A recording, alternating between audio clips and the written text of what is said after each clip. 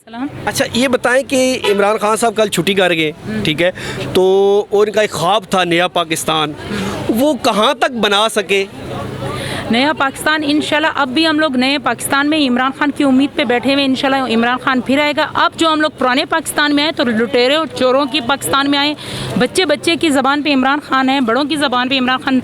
पाकिस्तान नौजवान अब बनाएंगे, क्योंकि हमारे बड़ों को अब तक वो धोखा देते रहे हैं लुटेरे। अब हम नई नस्ल है, अब सब में शऊर आ गया है, सब पढ़े लिखे हैं, तो इसलिए इमरान खान अब भी इमरान खान आएंगे।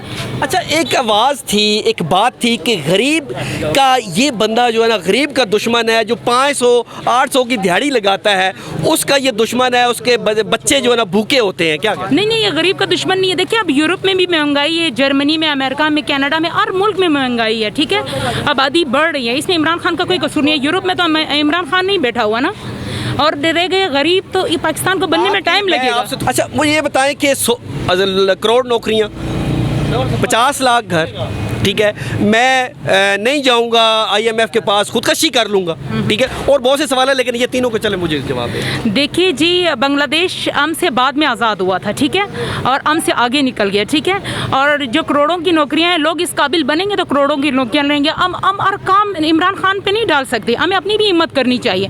जो लुटेरे आए हैं वो भी हमारे लिए कोई नौकरियाँ नहीं लेके आएंगे, ना हमारे लिए बने बनाए घर लेके आएंगे, ठीक है। हाँ जी, ये बताएं जी, इमरान खान साहब चले गए, क्या बताएं, क्या अच्छा हुआ बुरा हुआ? ये थोड़ा सा इधर करें जी। अच्छा हुआ भैया। क्यों अच्छा हुआ है? महंगाई ज़्यादा थी, गरीबों वास्ते था कोई नहीं।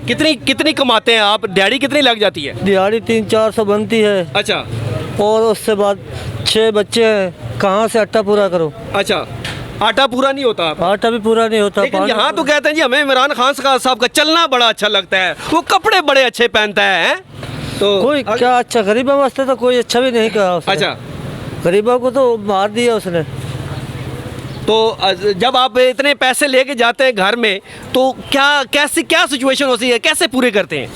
भैया ना कोई आटा पूरा होता है, ना कोई पानी का इस्तेमाल होता है, ना कोई लकड़ी वगैरह, ना कोई गैस, ना कोई घी, ना सालन। वैसे बात सूखी रोटी खाते तो बच्चे सड़ जाते हैं। दिल में से क्या निकलता है कि जब आप बच्चों की रोटी पूरी नहीं कर सकते हो, जब आप बच्चों का दूध पूरा नहीं कर पाते हो, तो दिल से क्या निकलता है? दिल से बात दुआई निकलती है, और तो कुछ नहीं निकलता।